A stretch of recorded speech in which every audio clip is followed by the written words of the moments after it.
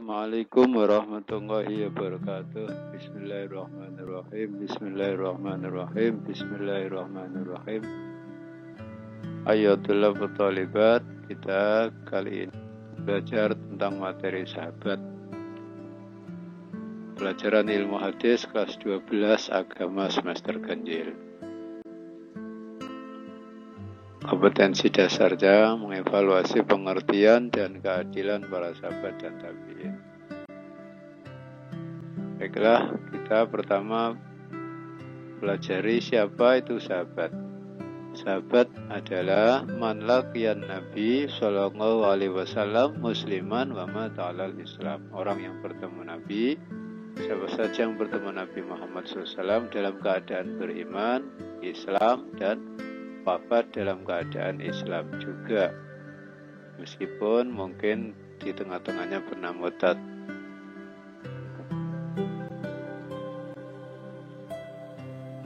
Apa manfaat mengetahui sahabat?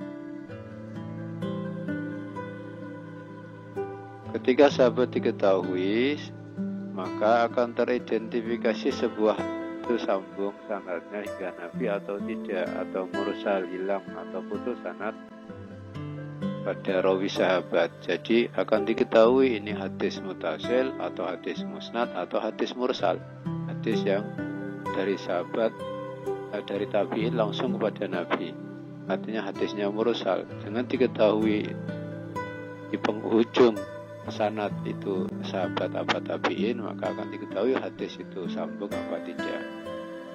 Itu manfaat mengetahui sahabat. Di samping itu ada manfaat lain. Dengan mengenal biografi sahabat, kita bisa memiliki banyak teladan, karena Nabi memerintahkan kita umatnya untuk mengikuti meneladani para sahabat.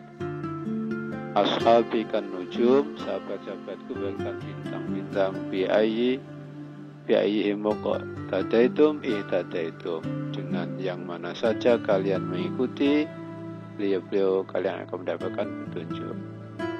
Dalam sabda dikatakan, alaikum bisunnati wa sunnatil khulafa'ir rasyidin al-mahdiyyin min ba'di. Tetapilah sunnahku dan sunnah khulafa'ir rasyidin setelah aku. Peganglah sungguh-sungguh sunnahku dan sunnah sahabatku itu. Itu manfaat mengenal sahabat. Dengan status apa sahabat itu diketahui? Kita mengetahui beliau adalah sahabat pertama dengan berita yang mutawatir. Berita yang mutawatir itu dari generasi ke generasi, sudah turun-temurun, sudah secara umum turun-temurun bahwa berita mutawatir bahwa beliau adalah sahabat Nabi. Misalkan sahabat Abu Bakar As-Siddiq, bahkan sahabat Abu Bakar As-Siddiq ini kesahabatannya ada di Al-Quran, bukti bahwa beliau sahabat. Kemudian Sayyidina Umar bin Khattab dan 10 sahabat yang diberikan kabar gembira masuk surga. Yang kedua, diketahui sahabat itu melalui popularitas, keterkenaan bahwa ia sahabat. Misalkan sahabat Ukasha ibn Mihsan dan seterusnya, Dilman bin Sa'labah, Ibnu Sa'labah. Yang ketiga, dari berita atau perkataan sahabat lain bahwa beliau itu sahabat. Yang keempat, dari para tabi'in yang terpercaya. Dan yang kelima, dari pengakuannya sendiri, asalkan dia adil. Ada seseorang hidupnya pada masa sahabat mengaku, mungkin kan hidup pada masa sahabat, beliau mengaku sahabat asalkan dia adil, dan itu pun selama pengakuannya memungkinkan. Jadi bisa dengan pengakuannya sendiri, tentunya melalui diseleksi, diteliti, diperhatikan dulu pengakuannya itu. Jadi bisa dari pengakuannya sendiri, yang penting asalkan dia adil dan seterusnya, selama pengakuannya memungkinkan. Selanjutnya adalah keadilan seluruh sahabat. Pendapat jumhur ulama, mayoritas ulama, hampir semuanya ulama dan faham Islam yang benar, yang awal jamaah, menegaskan bahwa para sahabat Nabi seluruhnya adalah adil. seluruhnya adalah adil. Adil artinya mereka jauh dari tindakan berbuat dusta dalam riwayatan dan upaya menyelewengkan berita tidak mungkin. Mereka semua adalah orang yang jujur, terpercaya, dan jangankan niat menyelewengkan niat buruk mereka tidak punya. Mereka semua adalah orang yang bertakwa. Jadi seluruh sahabat adalah orang yang adil, terpercaya perkataannya, periwayatannya diterima, dan oleh karena itu tidak perlu diteliti apakah sahabat itu adil, jujur apa tidak. Jadi tidak perlu dibahas ketika terbukti status kesahabatan seorang sahabat, maka diterima beritanya. Di dalam Al-Quran ditegaskan bahwa Allah meridhai para sahabat, dan Rasulullah memerintahkan kita umatnya untuk meneladani para sahabat, dan sebaik-baik masa adalah masa Rasulullah dan sahabat dan masa tabi'in setelahnya.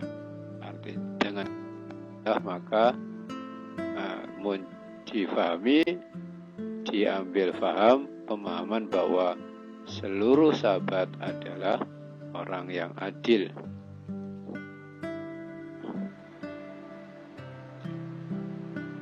Keadilan sahabat ini bersifat, di antara sahabat itu terdapat sahabat yang banyak meriwayatkan hadis, al-muksiruna fil hadis dalam istilahnya. Mereka adalah bendaharawan hadis.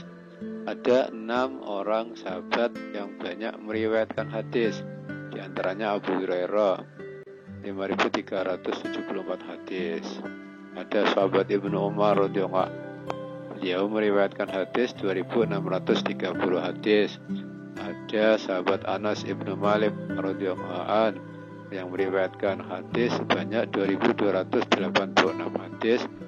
Juga ada Ummul Mukminin Sayyidah Aisyah radhiyallahu anha, beliau meriwayatkan hadis sekitar 2.210 hadis.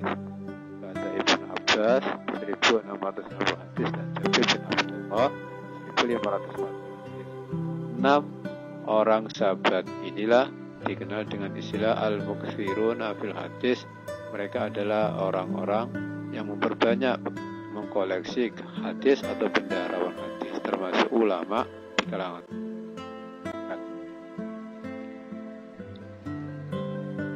Di antara para sahabat itu terdapat sahabat yang terbanyak berfatwa, memberikan nasihat, bimbingan kepada umat.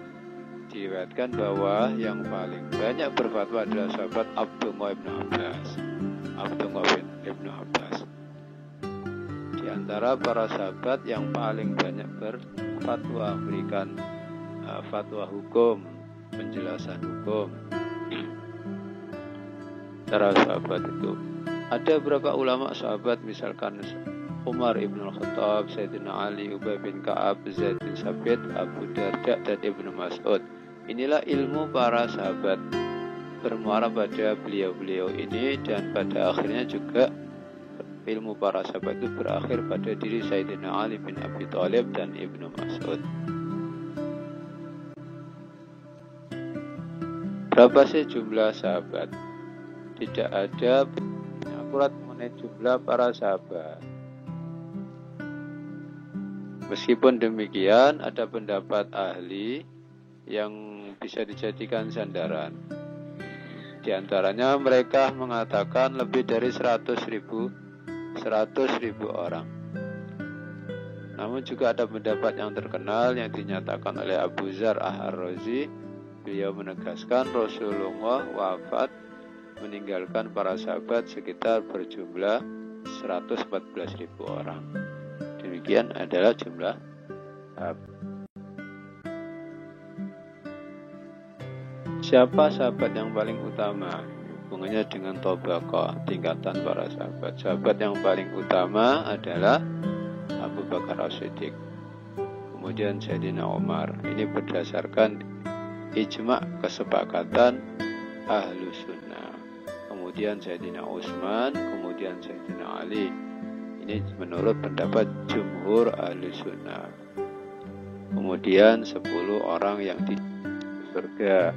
Jadi yang pertama, sahabat yang paling utama siapa? Sayyidina Abu Bakar, kemudian Sayyidina Umar, kemudian Sayyidina Utsman, kemudian Sayyidina Ali, kemudian 10 sahabat yang dijamin masuk surga, kemudian para sahabat yang mengikuti perang Badar, kemudian para sahabat-sahabat yang mengikuti perang Uhud, dan peserta Bai'ah Ridwan. Jadi para sahabat itu meski mereka semua mulia, derajatnya tinggi di sisi Allah dibandingkan dengan yang lain, tidak ada derajat tertinggi melebihi sahabat setelah derajat Nabi kerasulan. Namun para sahabat pun tidak dipukul sama derajatnya oleh Allah, juga dibedakan. Ada sahabat yang paling utama karena ikut sejak awal perjuangan Islam, ada sahabat juga tengah-tengah, ada yang akhir karena baru masuk Islam setelah Fathu Makkah, Islam jaya, baru akhiran masuk Islam. Ada sahabat yang dari awal ikut perjuangan menegakkan Islam seperti Sayyidina Abu Bakar. Jadi tentunya mereka yang lebih awal lebih banyak peran, memiliki derajat yang lebih utama, meskipun mereka semua adalah orang-orang atau sahabat-sahabat yang utama. Semua mulia di sisi Allah SWT.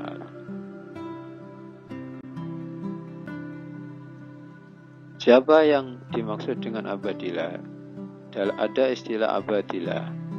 Di kalangan para sahabat ada sekitar 300 sahabat yang memakai nama Abdullah. Jadi ada nama Abdullah itu sekitar 300 sahabat. Di kalangan ilmu hadis, di kalangan sejarah ada istilah abadilah. Abadilah artinya para Abdullah.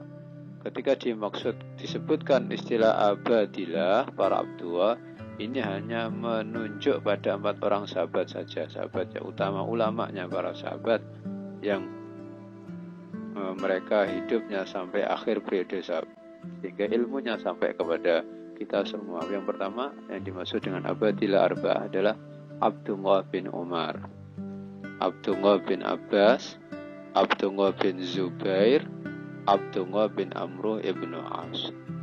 Jadi mereka ini adalah ulamanya para sahabat yang wafatnya hingga akhir periode sahabat. Mereka sahabat yang apabila sepakat dalam suatu hal dikenal dengan istilah qaulul abadilah, pendapat abadilah.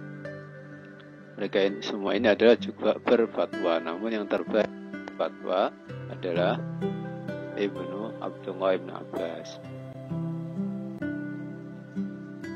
Siapa sahabat yang mula-mula masuk Islam? Kita juga perlu mengenal sahabat yang mula-mula masuk Islam. Dari kalangan lelaki yang merdeka adalah Sayyidina Abu Bakar radhiyallahu anhu. Dari kalangan anak-anak Sayyidina Ali bin Abi Thalib. Dari kalangan wanita dewasa Khadijah Ummul Mukminin radhiyallahu anha. Dari kalangan maula bekas budak yaitu ada Zaid bin Harisah. Dari kalangan hamba saya ada Bilal bin Rabah radhiyallahu anhu. Mereka semua 5 orang inilah sahabat-sahabat utama karena mula-mula mereka masuk Islam. Sahabat yang terakhir wafat. Siapa? Abu Tufail Amir bin Wa'ilah. Abu Tufail Amir bin Wa'ilah Al-Laisi, di mana beliau meninggal pada tahun 100 Hijriah di kota Mekah Al-Mukarramah. Abu Tufail ini bin Wa'ilah Al-Laisi meninggal pada tahun 100 Hijriah, 100 tahun setelah hijrah Rasulullah, wafatnya di Mekah Al-Mukarramah. Ada yang mengatakan lebih dari itu sebelumnya adalah Anas bin Malik yang meninggal pada tahun 93 Hijriah di kota Basrah. Karena sahabat itu tidak sama derajatnya dalam ilmunya dengan ilmu hadis, maka perlu ditingkatan, di tabaqah dibagi sesuai dengan kedudukan dan para ulama mengelompokkan sahabat didasarkan pada ijtihadnya masing-masing. Dikelompokkan Ibnu Abbas, Ibnu Sa'ad maksud saya, Ibnu Sa'ad membagi sahabat menjadi 5 tabaqah. Ada yang bagi 5 tabaqah. Pertama, ahli Badar yang paling mulia pertama adalah tingkatan sahabat yang mengikuti perang Badar. Kedua, mereka yang masuk Islam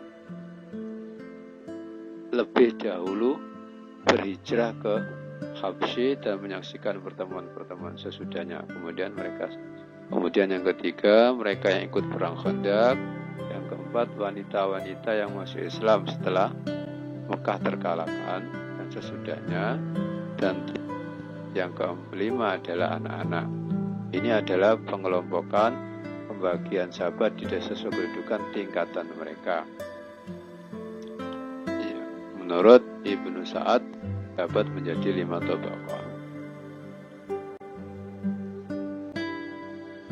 Ada yang membagi sahabat ke dalam 12 tabaqah. Yang pertama, para sahabat yang terdahulu masuk Islam. Misalkan Khalifah yang 4 itu dan Bilal bin Rabah, tabaqah yang paling tinggi sahabat. Dua adalah sahabat yang masuk Islam sebelum adanya permusyawaratan orang-orang Quraisy di Darun Nadwa. Jadi sahabat yang masuk Islam sebelum orang Quraisy bermusyawarah di Darun Nadwa untuk makar kepada Rasulullah. Kelompok yang ketiga atau tabaqah yang ketiga, mereka yang ikut hijrah ke Habsyi, ke Ethiopia, misalnya seperti Khatib bin Amr bin Abdi Syams dan seterusnya. Tabaqah kelompok yang ketiga, keempat adalah sahabat yang menghadiri Aqabah pertama. Kemudian kelima, mereka yang menghadiri Aqabah yang kedua, Bai'ah Aqabah yang kedua. Yang keenam adalah para muhajirin yang pertama, mereka yang menyusul Nabi di Quba itu. Kemudian yang tabaqah ketujuh, mereka yang mengikuti perang Badar sebanyak 313 orang. Tabaqah ke-8, mereka yang berhijrah ke Madinah pada setelah perang Badar, mereka yang berhijrah ke Madinah setelah perang Badar sebelum Hudaybiyah.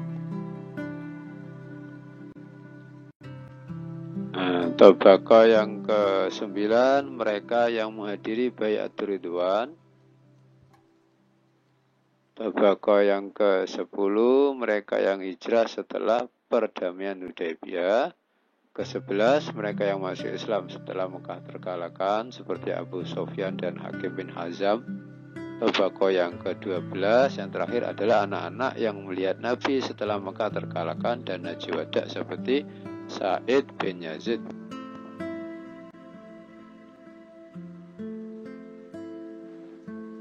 Kitab yang populer menjelaskan biografi sahabat ada Al-Isabah fi Tamyizi As-Sahabah karya Ibnu Hajar Al-Asqalani. Al-Isabah fi Tamyizi As-Sahabah. Al-Isabah fi Tamyizi As-Sahabah karya Ibnu Hajar Al-Asqalani. Kemudian ada Usud Al-Ghabah fi Ma'rifati Sahabah karya Ali bin Muhammad Al-Jazri yang populer dengan nama Ibnu Asir, seorang sejarawan. Kemudian Al-Isti'ab fi Asma Al-Ashab karya Ibnu Abdil Bar. 3 kitab ini kitab yang populer yang perlu dipelajari untuk mengetahui biografi atau mengenal nama-nama dan biografi sahabat Rasulullah SAW yang bisa dijadikan teladan. Demikian penjelasan tentang sahabat. Selamat belajar, semoga barokah. Subhana rabbika rabbil izzati amma yasifun wa salamun alal mursalin walhamdulillahi rabbil alamin.